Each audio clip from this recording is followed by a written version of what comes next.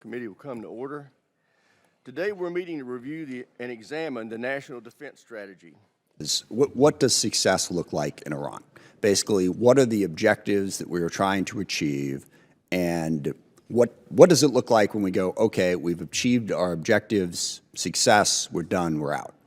I can give you the perspective from the Department of War, which represents the direction that the President has given for the military campaign, which is specifically focused on degrading and destroying the power projection, particularly the conventional power projection capabilities of the Islamic Republic of Iran, and thus especially missile one-way attack drones capabilities and their production, as well as the naval forces of the Islamic Republic. How destroyed does it have to? Well, I think I mean, we're going to seek to do the best we can. I think we're on plan, as Admiral Cooper has said. I think that can nest with a variety of political outcomes, as the President referred to the other day. The Venezuela Two parts model. to that. I keep hearing that we're on plan, and I keep asking, and this is oversimplification, but I don't know, they had 10,000 missiles, now they have 8,000.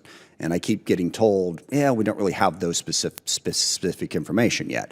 So how do we know that we're on plan if we can't get... we don't want to repeat, the mistakes of McNamara and a false kind of numeracy to it, but I would say that, we are looking at the strategic level. And I know some of the both civilian and uniform representatives will be briefing you in classified session later today.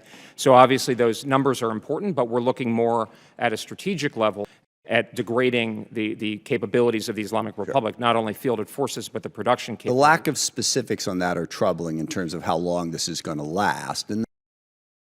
But when that's done, if the Islamic Republic is still there, they will simply rebuild. So what is the objective to prevent that from happening? I don't think that's a given at all. Well, it's not a given, but what's the objective? Right. No, I think how do we it's get to the point where it doesn't avoid happen? the Islam. I mean, as Secretary Hegseth said, part of this, and I think Secretary Rubio as well, was the Iran was building a conventional shield to enable a recovery of its nuclear ambitions, and so obviously, as part of the end state, without being too kind of linear about it, is to prevent an outcome where they don't have the incentive, and that's where the Venezuela model. I think there's a realistic sense we have learned the lessons of Iraq and not being overly ambitious. You understand that comparing Iran to Venezuela is like, I don't know, comparing Kentucky to Venezuela. It's equally valid. Iran. I don't think it's a perfect analogy, sir, but I think I'm just making a point about in terms of the flexibility of the political objective. And of course, the President has said it's a fact, it's a historic opportunity for the Iranian people to rise up and overthrow this noxious government. Right. But there's no particular plan for that actually happening. Well, it's more of a hope than a plan. The Department of War has been instructed to focus on the military forces of the Islam. The second piece. Rogers, for this timely hearing.